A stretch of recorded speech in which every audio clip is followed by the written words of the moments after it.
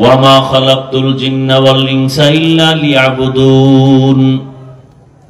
অধিকাংশ মুফাসসিরিনে কেরাম বলেন আয় লিয়ারিফুন, অর্থাৎ আল্লাহ বলেন আমি মানুষ আর জিন সৃষ্টির কারণ হলো আমার মারিফত অর্জন করো। কি অর্জন করো? তাহলে কি বুঝলাম? আল্লাহ মানুষ সৃষ্টি করছেন মারিফত অর্জন করার জন্য। এখন যদি কেউ বলে মারিফত বলতে কিছু নাই, সে আসলে আল্লাহর দ্বীন কোরআন কিছুই বুঝে নাই। মারিফত মানে আল্লাহর পরিচয় লাভ করা, আল্লাহর পরিচয় লাভ করা। এখন কথা হলো যদি আল্লাহ মারিফতের জন্যই মানুষ, ভাই ডিস্টার্ব না করি, চলতেছে তো।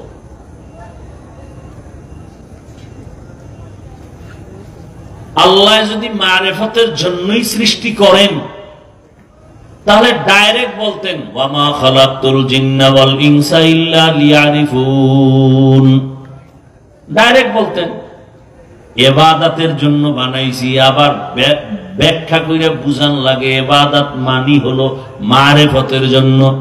ঘুরাইয়া বললেন কেন তুমি মোবাইলের লাইট জ্বালাও কেন বারবার?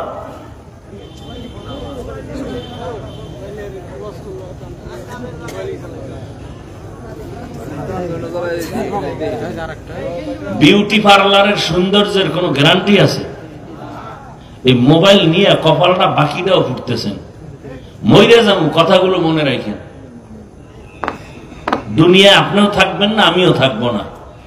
এই বয়ান মোবাইলে যাদের ঢোকে ওদের কলব বন্ধ, ওদের কলবে বয়ান ঢুকে না। এটা বুঝারও মানুষ নাই, এটা বুঝারও মানুষ নাই যে কলব কি। আল্লাহ হেদায়েত দান করুন।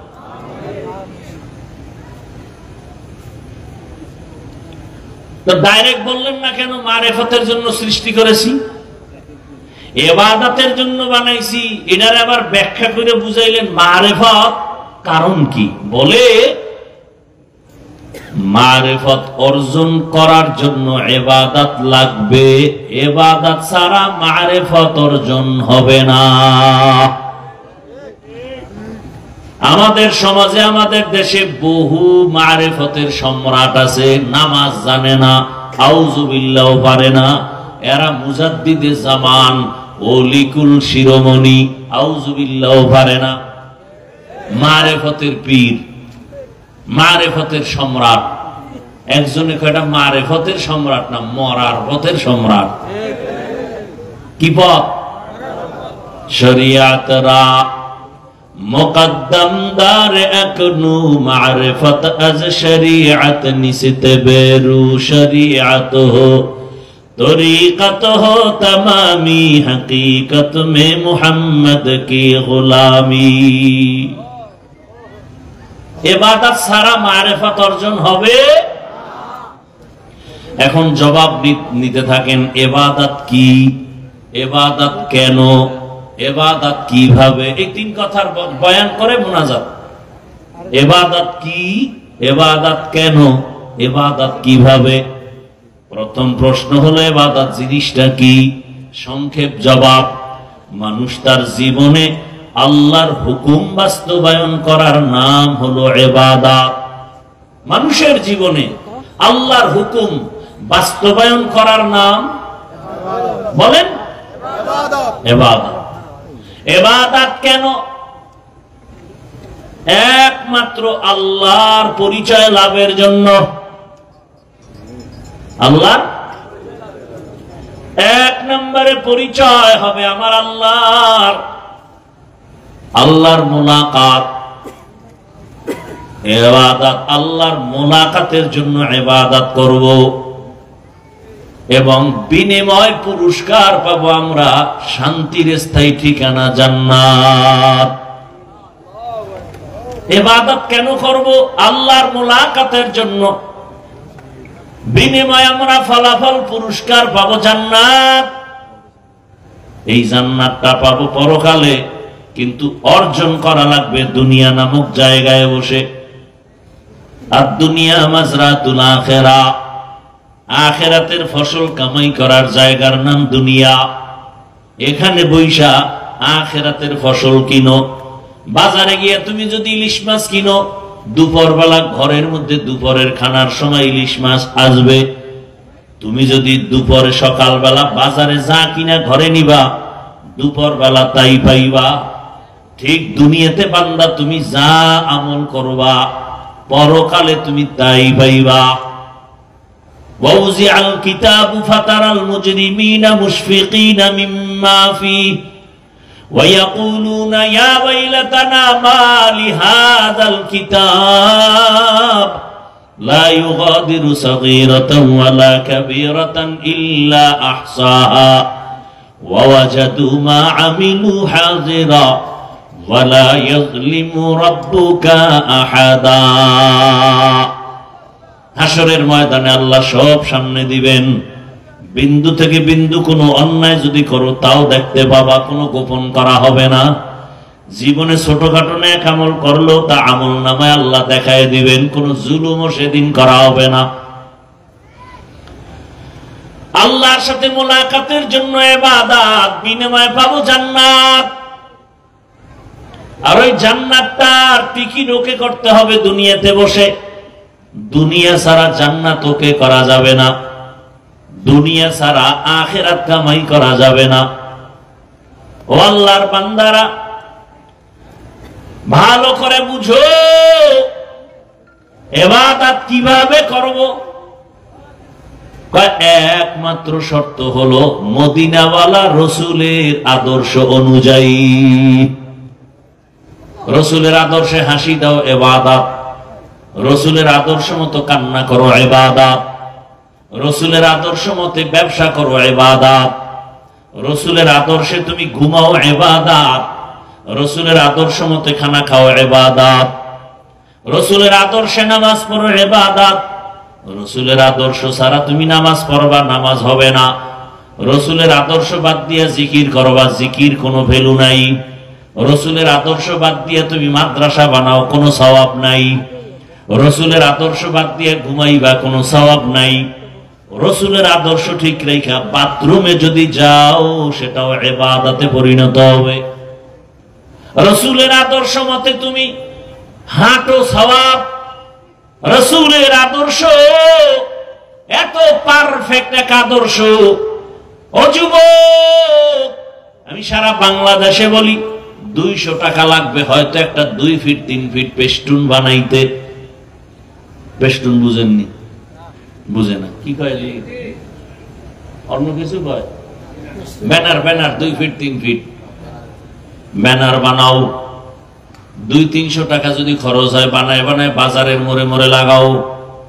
আর আমার এই স্লোগানগুলো লেখো, দুনিয়াতে রসুলের আদর্শই পাক, আর বাকি সবার আদর্শ না পাক। সব আদর্শ কি? একমাত্র মদিনার আদর্শ। অতএব মদিনার আদর্শ দিয়া সমাজ পাক করো, অন্যের আদর্শ দিলে আরো না পাক। দুনিয়ার সবার আদর্শ না পাক কেন? বলে ওর বডি না পাক, ওর দিমাগ না পাক, ও খায় না পাক। যেই লোকটা 3 বেলা খাইয়া বিড়ি টানে, আপডেট হইছে গাঞ্জা খায়, আর একটু আপডেট হয়ে গেছে মদের বোতল নিয়ে দৌড়ায়। এই লোকগুলো প্রস্রাব করে পানি লয় না, ওর পোশাক না পাক। এরকম ভদ্রলোক সমাজে নাই। ইমাম সাহেব কয় চলেন আজান হইছে, নামাজ কেন? আমার শরীর ঠিক নেই। কাকা তুমি কি মহিলা নি? না না না, আমার পোশাক খারাপ। কেন? প্রস্রাব করে পানি লই না। 5 বেলার ওযু নাই, নামাজ নাই, মদের বোতল নিয়ে মাতাল হয়ে থাকে, দিমাগ না পাক।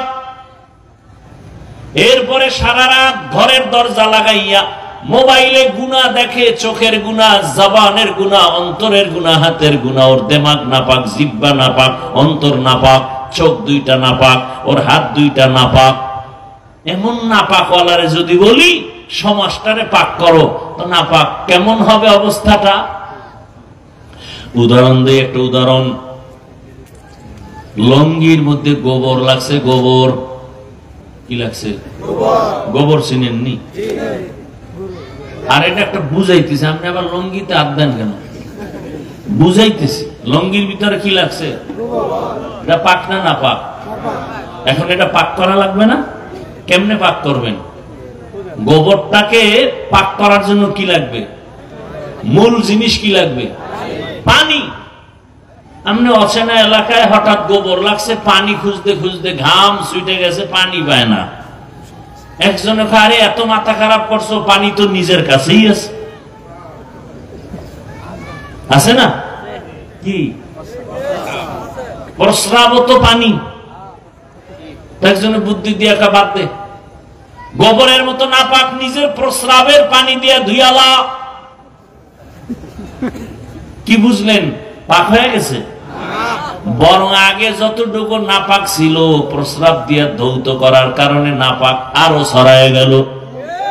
ঠিক?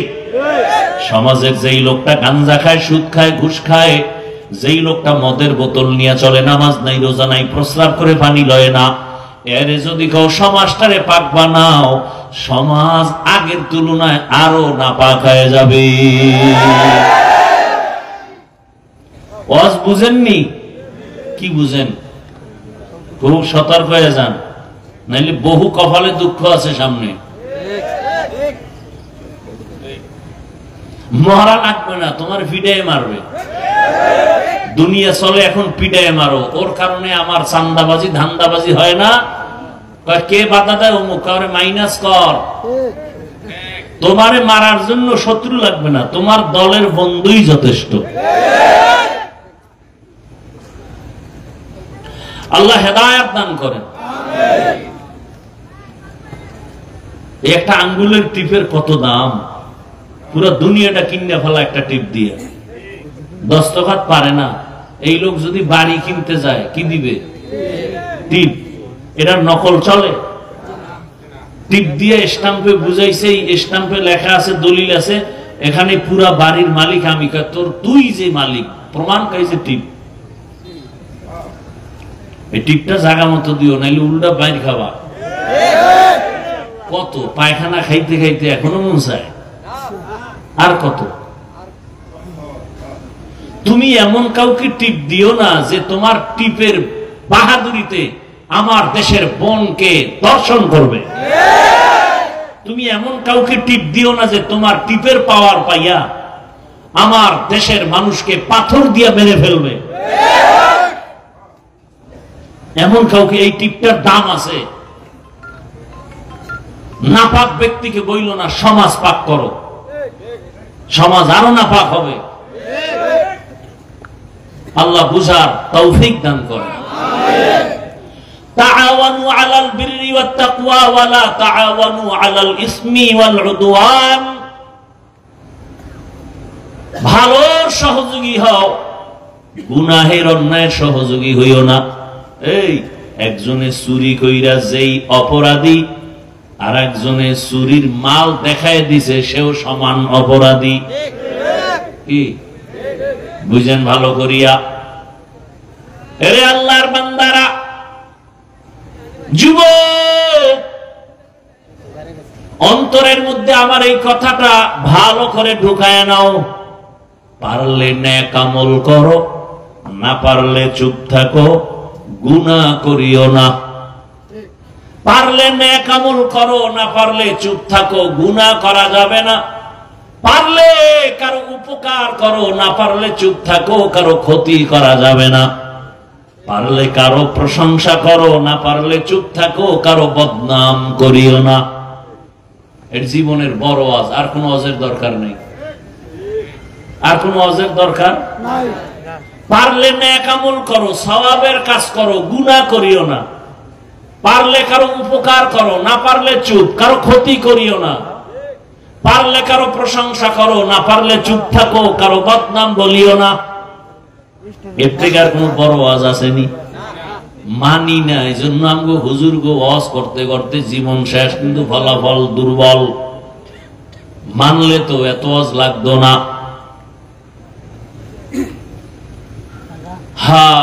আল্লাহ সবাইকে হেদায়াত দান করেন। তাহলে রসুলের আদর্শের মতো দামি পবিত্র আদর্শ আর নাই। আমার রসুলেরটাই শুধু পবিত্র কেন? কারণ আমার রসুল কোনদিন হায়াতে মিথ্যা কথা বলেন নাই, গালি দেন নাই, হাজারো গালি শুনছেন জবাব দেন নাই।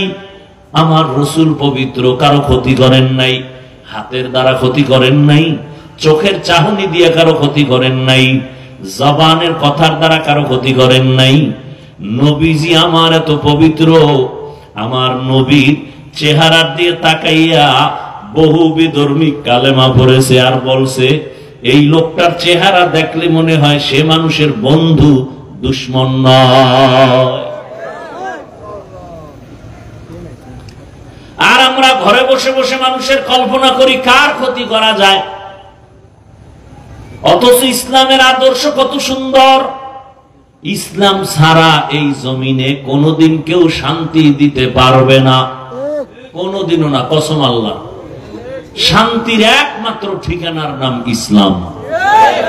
শান্তির একমাত্র ঠিকানা, একমাত্র ঠিকানা ইসলাম। ইসলাম ছাড়া জমিনে খোদার কসম কেউ কোনোদিন শান্তি দিতে পারে নাই, পারবেও।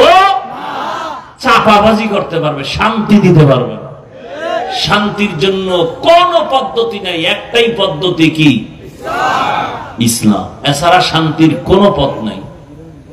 ইসলাম কি বলে? এই বড়রা ছোটকে মায়া করো, আদর করো, স্নেহ করো। ও ছোটরা বড়দেরকে সম্মান করিয়া কথা বলো। ইসলাম কি বলে? ঘরে ঢুকার আগে তোমার স্ত্রী আছে, ডান পা দিয়া ঢুইকা জোরে একটা সালাম দাও। ইসলাম বলে কারোর সাথে মোলাকাত হইছে, প্রথমে সালাম। সালাম মানে কি? শান্তি। ইসলাম কয় শুরুতেই শান্তির দোয়া শুরু হয়ে যায়। তুমি বলো আসসালামু আলাইকুম, দোয়া করলা তোমার উপরে শান্তি বর্ষণ হোক। সে আবার জবাব দেয় ওয়া আলাইকুমুস সালাম, তোমার উপরেও শান্তি বর্ষণ হোক। ইসলাম প্রথমেই দোয়া শুরু হয়ে গেছে। এর দ্বারা মোহব্বত বাড়ে। মায়েরে সালাম দেয় না? দেয়? দেয় না। বউরে সালাম দেয় না, শালিরে দেয়। কারে দেয়? শালিরে সালাম দেয়। বেগানারে সালাম দেওয়া জায়েজ নাই। এই পাবলিক, বেগানাকে সালাম দেওয়া জায়েজ নাই, কারণ সালামের দ্বারা মোহব্বত বাড়ে। উল্টা পাল্টা জায়গায় সালাম দিয়ে মোহব্বত বাড়ায় বিপদ। ইসলাম বিপদ চায় না। বেগানাকে সালাম দেওয়া যাবে না, বেগানার সাথে কোনো কথাই বলা যাবে না। চেহারাও দেখা মনে মনে জিনার ভাব নিবা, তাও হবে না। এজন্য আল্লাহ কয় ধর্ষণ যদি জমিন থেকে বন্ধ করতে চাও, ধর্ষণ বন্ধের একটাই মেডিসিন, চোখের দর্শন বন্ধ করো। কি বন্ধ করতে হবে? দুনিয়ার র্যাব আর্মি সারা দুনিয়ার ডাইলো কোনদিনে জমিনে ধর্ষণ বন্ধ হবে না যতদিন পর্যন্ত চোখের দর্শন কন্ট্রোল না হবে। এজন্যই তো আল্লাহ বলেন কুল্লিল মুমিনিনা ইয়াগুযযু মিন আবসারিহিম, ও মুমিন নারী পুরুষেরা সবের মধ্যে আছে, নজরকে সংযত করো, নিম্নগামী করো, বেগানার থেকে নজরকে বাঁচাও। মুমিন বলতে নারীও আছে, পুরুষও, কিন্তু আল্লাহ আবার নারীদের স্পেশাল বললেন অকুল্লিল মুমিনাতি ইয়াগুযযুনা মিন আবসারিহিন্না, ও নারীরা বেগানার থেকে নজরকে সংযত করো। কারণ চোখের চাহনি দিয়া যদি তাকাইলে, যুবক, চোখ দিয়া তাকাইলে যদি গুনার আকর্ষণ অন্তরে আসে, ওই তাকানো হারাম। সোজা, কোনো প্যাচ নাই। ভিডিওতে দেখলে যদি, চেহারা দেখলে যদি তোমার অন্তরে তাকাইলে তাকাইলে অন্তরে গুনার আকর্ষণ বাড়ে, ভিডিওতে দেখাও হারাম। ছবি দেখা যদি অন্তরে গুনার আকর্ষণ বাড়ে, ছবি দেখাও হারাম। শুধু কি মাইয়া, এ নাবালেক বাচ্চা ছেলে, চেহারা সুন্দর, ওদের দিকে তাকাইলে যদি অন্তরে গুনার আকর্ষণ আসে, ওদের দিকে ওইভাবে তাকানো হারাম। সদ্য খাসালাত মরদে নাতা রানিশা সোহবত সব ইয়াও রগবত বাজনা। খালি মহিলা দেখা হারাম, যেই বাচ্চাদের দিকে তাকাইলে তোমার গুনার আকর্ষণ বাড়ে, সেই সুন্দর চেহারাওয়ালা বাচ্চার দিকে তাকানো হারাম। বাচ্চার দিকে তাকানো হারাম কথাটা যদি এই মিডিয়া পেছ লাগাই দেয় কেউ, হাফিজুর রহমান গতকাল বলছে বাচ্চাদের চেহারা দেখা হারাম, আগে পরের দিকে কেটে দিছে। হ্যাঁ, এই জমিনে আর ঝামেলা বাজিতে আর কিছু লাগবে? আল্লাহ হেদায়াত দান করেন। কি করি, কইতেও পারি না, সইতেও পারি।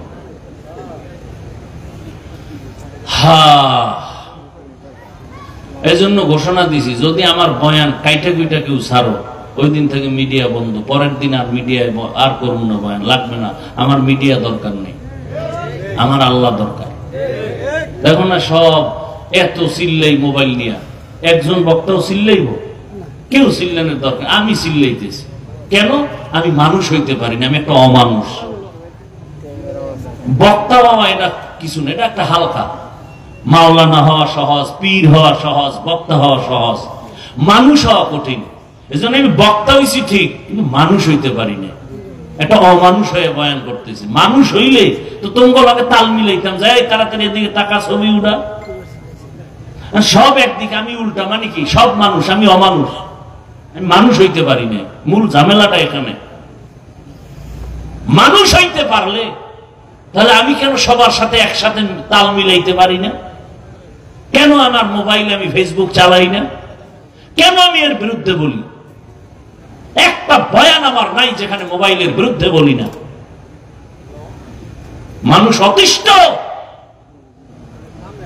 ছবি তোলার বিরুদ্ধে বলি, কঠিন ভাবে বলি। মানুষ হতে পারলে তাল মিলাই ফেলতাম, আসলে মানুষ হতে পারি নাই। আল্লাহ তার কুদরতে আদর্শ মানুষ হওয়ার তৌফিক দান করেন। বড় কঠিন হালাত। সরকারের প্রয়োজন ছাড়া, শরীয়তের প্রয়োজন ছাড়া যে কোনো কারণে এমনি ছবি তোলা হারাম, হারাম কবিরা গুনাহ। সারা দুনিয়ার উলামায়ে কেরাম একমত। আল্লাহ হেদায়েত দান করুন। আমার মাসআলাটা বুঝছেন? এখানে উলামায়ে কেরাম আছেন, ভুল হলে ধরায় দেন। আমার বাংলাদেশের একজন মুরব্বী দুনিয়া থেকে গত বছর চলে গেছেন। দামি একজন আল্লাহওয়ালা বুজুর্গ এবং বড় আলেম। তিনি আমার মাদ্রাসায় একদিন ওস্তাদদেরকে প্রশিক্ষণ দিতেছেন, আর বলতেছেন, হুজুরেরা ক্লাসে বইয়া কিতাবও পড়ায়, জেনাও করে। ক্লাসে বইয়া হুজুরেরা কিতাবও পড়ায়, জিনাও করে। কত কঠিন কথা। তো আমি, আমার জ্বর ছিল, জ্বর লইয়া হুজুরে বলছে আপনি আসলে আমি বসবো। তো আমি আসছি, কঠিন এই কথা। পরে হুজুরে বললাম, হুজুর এটার ব্যাখ্যা কি? দেখেন না, ক্লাসের মধ্যে সুন্দর সুন্দর বাচ্চা আছে না, ও কিতাব পড়ায় আর ওদিকে তাকায়। কে পড়া বুঝলো না বুঝলো ওদিকে নাই, ওদিকে তাকায়া চোখের দিয়া, দর্শন দিয়া অন্তরে জেনার কল্পনা, জেনার কল্পনা, জেনার কল্পনা, চোখের জেনা, চোখের দর্শন। এ কারণে শিশু বাচ্চা ধর্ষণ হয়। আমার দেশে কি না হয়? বাবা তার আপন মেয়েকে হোটেলে ঢুকাইয়া বলে, আজকের রাতের জন্য তুই আমার কাছে স্ত্রীর সমতুল্য। এটা কি আমি ইন্ডিয়ার খবর কইছি? সোনার বাংলার তাজা খবর, তোমার খবর নেই। মোবাইল তোমাকেই নষ্টামি করেছে, লজ্জা শরম সব নিয়ে গেছে। সারা রাত মোবাইলে জেনা চলতেছে, অন্যায় দেখতে দেখতে কন্ট্রোল করতে পারে না, পাগল হয়ে যায়। বাবা বিয়ে করাও। কত বড় নির্লজ্জ হলে সন্তান বাবাকে বলে আমাকে বিয়ে করাও। মোবাইলে নির্লজ্জতা শিখাইছে। কোন মা বাবার চিন্তা আছে নিয়া? কোন চিন্তা নাই। ছেলের মোবাইল কিনে দিছে, বিদেশ থেকে আইছে মোবাইল হাতিয়ে লইছে, বউরে দেশে একটা, মাইয়ের একটা, ফলার একটা। এবার বাইরে গেছে, পরে আইয়া শুনে যে 3 জন হিজরত করছে। কি আমি বানায় বলতেছি? আকাম চলে না সোনার বাংলায়?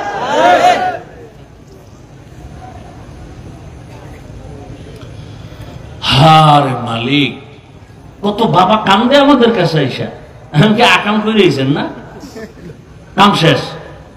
একটা কান্দে যে আমার ভাতই দেন না, আমি আকাম বড়টা করছেন। কহে কি? আমি মাইয়া ফলার নাম মনে হয় ফেলাট লিখে দিয়েছেন। কহে তো বহু আগে। আমি তো জুতার বাড়ি খাইবেন, দোয়া ইউজ করেন। বহু বাবা সন্তানের নামে জাগা ফেলাট লিখে দিয়ে এখন কান্দতেছে। সরকারি আইনে, ইসলামী আইনে বাপ মরিয়া গেলে সন্তানরা পাবে না। মাস্তানি করেন কেন আগে আগে? জুতার বাড়ি খাইতে দরদ দেখান, দরদ। রসুলের আদর্শ ছাড়া কিছু করলে সেখানে দরদ হবে না, অশান্তি হবে, অশান্তি হবে। দেখেন নাই বাড্ডা থানায় বাপ মারা গেছে, 2 শিক্ষিত কুলাঙ্গার রাইখা, লাশটা পইরে রয়েছে 24 ঘন্টা, ধরেও না। 2 ভাই ঝগড়া করে বাবার টাকা পয়সা ভাগ লইয়া। পুরা বাংলাদেশ গরম হয়ে গেল না মিডিয়ায়? এইরকম কুলাঙ্গার সন্তান জন্ম দিয়ে লাভ কি বলো? আর এই কুলাঙ্গারের বাবা দাবি করে লাভ কি বলো? রসুলের আদর্শ নাই। ও জন্ম থেকে শিখছে সরোয়া অজগর, ও মেজাজ তো সাপের মতো অজগর হয়ে গেছে। সরায়াতে শিখছে আপা, বাস আপার পিছে দৌড়াইতেছে। একই অক্ষর মাদ্রাসায় শিখে আর বলে সরোয়া অজু, সরায়াতে আল্লাহ। একই অক্ষর শিখে ওখানে কবিতা পড়ে, ক্রিং ক্রিং টেলিফোন, হ্যালো হ্যালো হ্যালো, কে তুমি কাকে চাও বলো বলো বলো, আমি ম্যাও হ্যালো ক্যাট বিড়ালকে চাই, জরুরি খবর আছে ডেকে দাও তাই, হামটিমা টিম টিম তার খাড়া 2টো শিং, তারা মাঠে পারে ডিম। মাদ্রাসায় এই ছাত্রটা কি কবিতা পড়ে?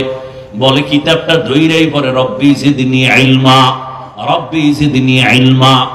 আর মোনাজাত দিনে দোয়া করে, রব্বির হামহুমা কামা রব্বায়ানি সগীরা।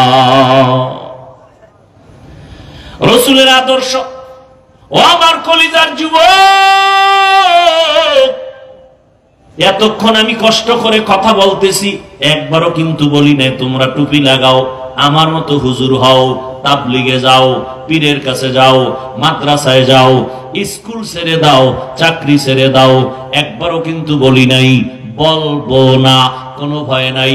সারা বাংলাদেশে ঘুরে ঘুরে আমি বলতেছি, স্কুলে যারা পড়ো, কলেজে পড়ো, ধন্যবাদ, আমি কলিজা দিয়া দোয়া করে গেলাম, স্কুল ছাড়িও না, কলেজ ছাড়িও না, চাকরিজীবী ভাই চাকরি ছাড়িও না, ব্যবসা করো। ও যুবক বাবা, তুমি লেখাপড়া করে ডাক্তার হও, আমার কলিজা দিয়া বলতেছি, আল্লাহ দেখতেছে, আমি দিল থেকে বলতেছি, তুমি ডাক্তার হও, ইঞ্জিনিয়ার হও, প্রফেসর হও, এসপি হও, ওসি হও, ডিসি হও, এমপি মন্ত্রী চেয়ারম্যান হও, তবে একটা ছোট দাবি, বেয়াদব হইও না। কি হইও না? বলতে পারো হাফিজ ভাই ডাক্তার হব, বেয়াদব হব না, তার ব্যাখ্যা কি? দেখো না, ডাক্তার হইয়া বেয়াদবি করার কারণে তাসলিমার মতো বান্দি জুতার বাড়ি খাইয়া দেশ থেকে পালায় যাইতে বাধ্য। জীবনে আর লাশটাও আসবে কিনা কোনো গ্যারান্টি নাই। ঢাকা কলেজের প্রফেসর আহমদ শরীফ চান কফাইল্লা, ওর কবরও কপালে আসে না, কবর নাই ওর কপালে। মাইয়া বলা জিয়ারত করলে খুঁজে কিচ্ছু পাইব না, কবরই হয় নাই। কারণ এই বেঈমানে বইলা গেছিল যে আমি মরণ বিশ্বাস করি না, কবর টবর আমার দ্বারা ভাল লাগে না, মরণের পরে কবরে দিবি না। হসপিটালে দেহ দান কইরা দিছে, ওর কবর নাই। এত বড় প্রফেসর, এরপর কপাল খারাপ কেন? কয় আদব নাই। ব্যাখ্যা শুনো, ডাক্তার হও বেয়াদব হইও না, ইঞ্জিনিয়ার হও বেয়াদব হইও না। তার মানে 3 জায়গায় বেয়াদবি করবা না, করলেই খোদার কসম মরার আগে তুমি পঙ্গু পঙ্গু হয়ে যাবা, কোনো কথা নেই, কসম আল্লাহ। 1 নাম্বার জায়গা মা বাবা। বেয়াদবি করলেই মা বাবার দিল থেকে যদি খালি একটা নিঃশ্বাস বের হয়, তোর জীবন শেষ, কসম আল্লাহ। দুই নাম্বার জায়গা শিক্ষক। আমি হাফিজুর রহমানকে আমার আব্বা আম্মা দোয়া করে সম্মানের জায়গায় পৌঁছাইছেন, কিন্তু বয়ান আমার মা বাবাই শিখায় নাই। আমারে ধৈর্য ধৈর্য ধৈর্য ধৈর্য আমার শিক্ষকরা আমারে বয়ান শিখাইছেন, কোরআন শিখাইছেন, হাদিস শিখাইছেন। তাহলে ওস্তাদের অবদান আছে না নাই? বেদবি করবি, ওস্তাদ যদি কষ্ট পায় নিঃশ্বাস ফেলে তোর জিন্দেগি বরবাদ। তিন নাম্বার জায়গা ওলামায়ে কেরাম। ওলামায়ে কেরাম এই জাতির নিরঙ্কুশ বন্ধু, খোদার কসম ওলামায়ে কেরামের মতো নিঃস্বার্থ বন্ধু কেউ তোমাদের নাই। বাকিরা সব চান্দাবাজ আর ধান্দাবাজ। একমাত্র নিঃস্বার্থ জাতির চির বন্ধু একমাত্র ওলামায়ে কেরাম, আর বাকি সব চান্দাবাজ আর ধান্দাবাজ। ওলামায়ে কেরাম এই জাতিকে যা দিছে কেউ দেয় নাই। যদি বলো দিছে, আমি বলবো 500 টাকা দিলে 1500 চুইসা নিয়ে গেছে, তোমার খবর নাই। কিন্তু নিঃস্বার্থ ভাবে আমরা হুজুরেরা কত কষ্ট করি। করোনার সময় দেখো না, ইতিহাস ভুলে যাস না, বাবারে করোনায় ধরছে, ছেলে ট্রিপল মাস্ক লাগাইয়া দরজার মধ্যে বসা, বাবার কাছে যায় না, করোনা মরবে। এলাকার গরিবের কয় টাকা দিলাম, লাস্টারে রাস্তায় টাইনে নিয়ে থুইয়ায়, লাস্টারে রাস্তায় ফেলে দিছে, জানালা লক করে দিছে। এই কুলাঙ্গার তাকায় দেখলো না বাবার লাশটা কুকুরে খাইলো নাকি জানাজা হইল। ইতিহাস কোনোদিন বেইমানি করে না। ভালো করে মনে রাখিও যুবক বাবারা, পায়ে হাত রেখে বলি, সেই করোনার সময় শত শত করোনার লাশ আমার হুজুরেরা ওলামায়ে কেরামরা কাঁধে নিলেন, গোসল করালেন, কাফন পরাইয়া জানাজা পরাইয়া কবরে রাখলেন। একজন হুজুরেও করোনায় মরে নাই। অস্বীকার করবা? চাকরিজীবীর চাকরি গেছি গা, ব্যবসা গেছি গা, স্কুল গেছি গা, কোন হুজুর কোনদিন না খাইয়া মরে নাই।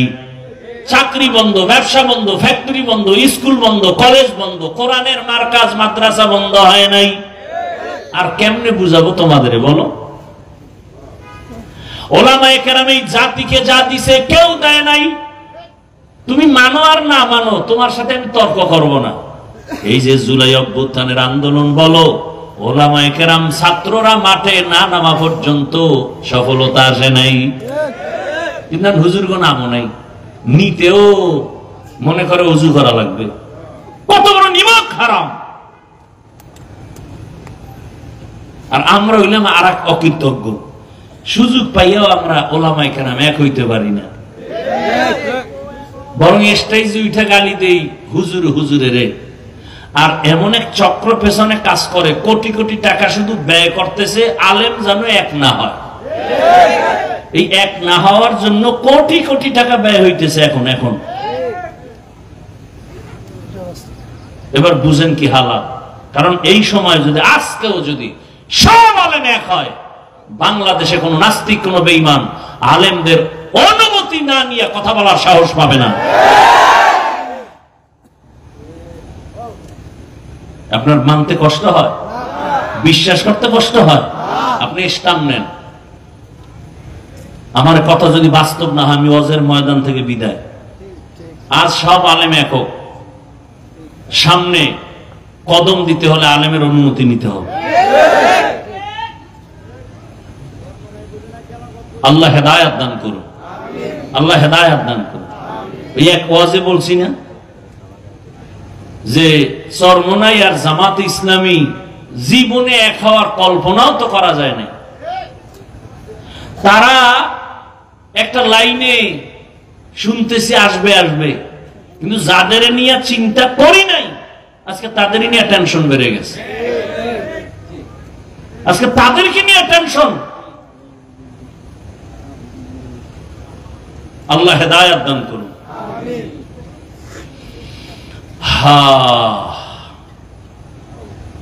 মা খালাকতুল জিন্না ওয়াল ইনসা ইল্লা লিয়াবুদুন। ও যুবক বাবারা, তাহলে তিন জায়গায় বেয়াদবি করা যাবে না। এক নাম্বার মা বাবা, দ্বিতীয় শিক্ষক, তৃতীয় উলামায়ে কেরাম। এই তিন জায়গায় বেয়াদবি করলে তোমার জীবনটা বিফল। আর এই তিন জায়গা থেকে দোয়া নিয়ে যদি ডাক্তার হও জীবন সফল, ইঞ্জিনিয়ার হও জীবন সফল। খারাপ লাগে না? হ্যাঁ, একটা কথা উল্টা পাল্টা বলছি কিনা আমাকে ধরাও, আমি এখন কানে ধইরা উঠবস করব, কোনো টেনশন নাই। যে হাফিজ ভাই তুমি আলেম হইয়া এই কথা বলা ঠিক হয় নাই, এখন কানে ধরে উঠবস করব। উল্টা পাল্টা আপনি কইরা আবার আমরা ভালো কথা বলবো এটাও মানবেন না, উল্টা আরো রাগ করবেন, এটা কিন্তু মানা যায় না, অন্তরে কষ্ট পাই। আমি আপনার তো দুশ্মন না, আপনার দুশ্মন না, এই ওলামা কেরামে জাতির কলিজার বন্ধু। বাড়ির চিন্তা নাই, মাইয়া ফোলার চিন্তা নাই, ঘরের চিন্তা নাই, খানার চিন্তা নাই, সব আলেম উম্মতের নিয়ে পেরেশানি, সব আলেম উম্মতের পেছনে দৌড়ায়। একটা আলেমও নাই যে উম্মত নিয়ে ফিকির করে না, দিন রাত এদিকেই মেহনত।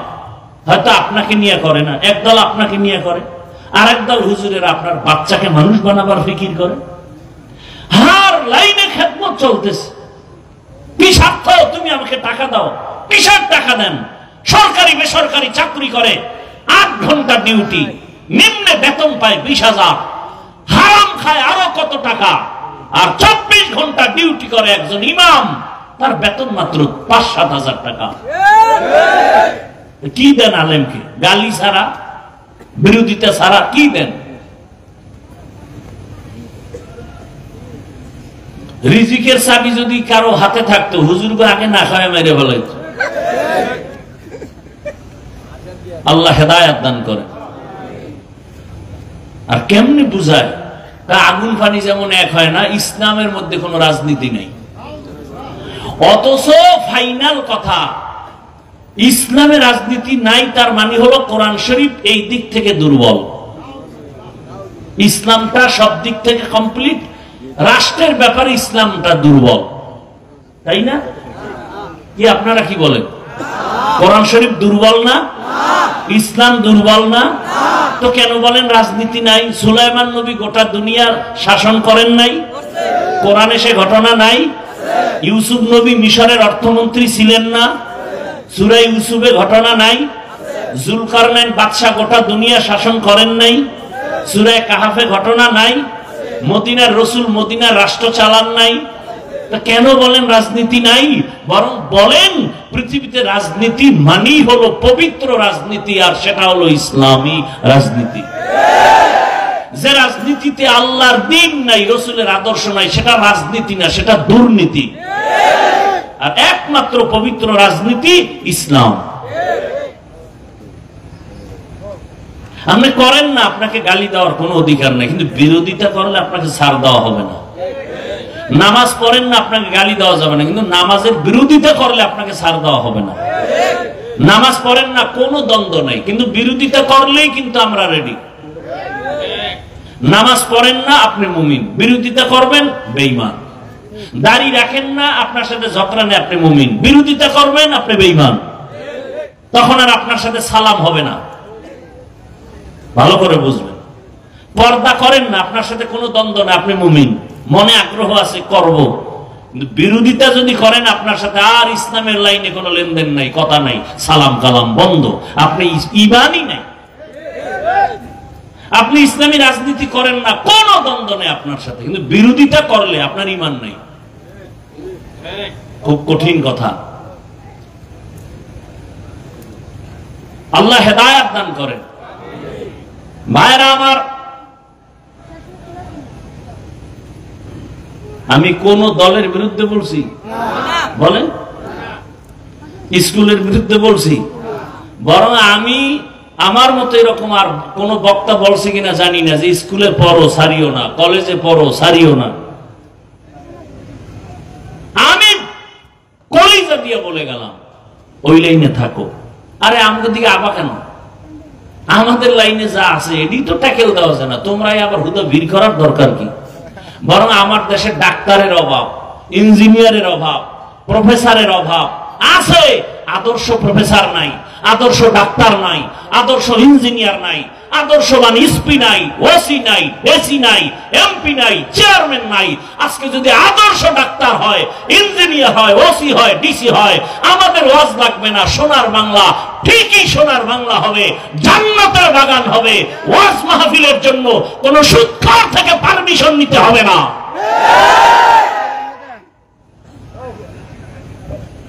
সুদখোরের কাছে পারমিশন নিতে হবে, হজ হবে কিনা।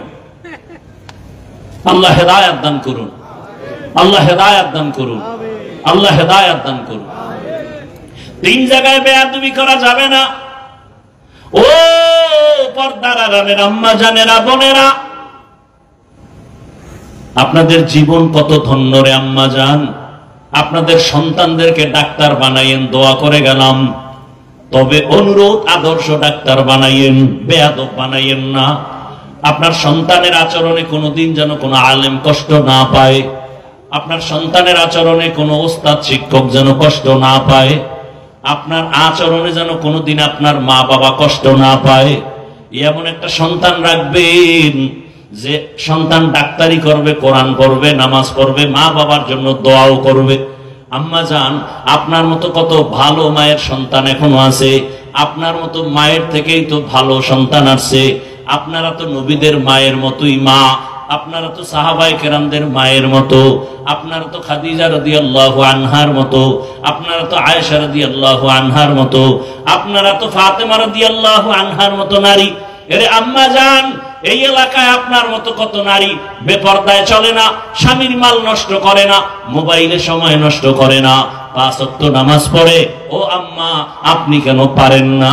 এখনো কি তওবা করা যাবে না? একটা ভালো সন্তানের মা হইয়ে কবরে যাবেন। এরে আম্মা জান, অনুরোধ, আপনার মতো কত মা পর্দা করে এই এলাকায় আছে, আপনি কেন পারেন না? মনটাকে বুঝান। ও যুবক বাবা, তোমার মতো যুবক দেখো স্কুল কলেজে পড়িয়াও নামাজ পড়ে নাই। তোমার কপালে অবশ্যই কারো বরদোয়া লাগছে, না হয় তুমি পারো না কেন? তোমার মতো যুবক র্যাব, আর্মি, পুলিশ, বিডিআর এর চাকরি করে নামাজ পড়ে, রাস্তায় গাড়ি চালায়, ড্রাইভার, নামাজ ছাড়ে না, বলো তুমি পারো না কেন? দোকানদারি করে নামাজ পড়ে, নামাজ ছাড়ে না। দেখো ব্যবসা করে নামাজ পড়ে, নদীর মধ্যে মাছ ধরে নামাজ পড়ে, কৃষি কাজ করে নামাজ পড়ে, শ্রমিকের কাজ করে নামাজ পড়ে। বাবা, আমি হুজুর হইতে একবারও বলছি না, তোমার বিবেকের কাছে একটু বিচার রেখে গেলাম। মনের শুধু এই কথাটাই বুঝাও যে মন, আমার মতো যুবক যদি জেনারেল লাইনে থাকিয়া চাকরিও করে নামাজ পড়ে, ব্যবসাও করে নামাজ পড়ে, আমি কেন পারি না? আমার কপালে না জানি মা বাবার বরদোয়া লাগছে, না হয় শিক্ষকের বরদোয়া লাগছে, না হয় কোনো আলেমের বরদোয়া লাগছে। এখনো অনুরোধ করি, তওবা করো। খাঁটি অন্তরে আমার মাওলাকে মনে মনে বলো, হে আল্লাহ, জীবনে তো শখ মিটাইয়া গুনাহ করলাম অনেক, কত দাড়ি কাটলাম, নামাজ ছাড়লাম, বেপরদায় চললাম, আড্ডা দিলাম। ও আল্লাহ, কোন দিন জানি মরণের ডাক আইসা যায়, বলা যায় না। আজকে থেকে তওবা করলাম, আর নামাজ ছাড়বো না, দাড়ি কাটবো না, বেপরদায় চলবো না। মা বাবার দোয়া নিয়া, শিক্ষকের দোয়া নিয়া, ওলামায়ে কেরামের পরামর্শ নিয়া, দোয়া নিয়া, নবীজির আদর্শ সুন্নাত অনুযায়ী জীবনটা চালাবো। আল্লাহর কাছে যদি অন্তর ভরে বলতে পারো, পিছনের সব গুনাহ আল্লাহ মাফ করে দিবেন। তবে সবার কপালে তওবা নসিব হবে না।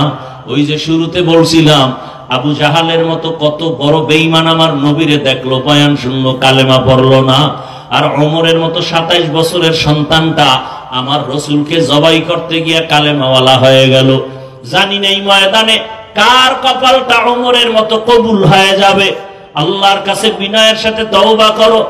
কোন দিন মরণের ডাক আসবে জানা নাই, এমন কোন দিন নাই যুবকের লাশের খবর নাই।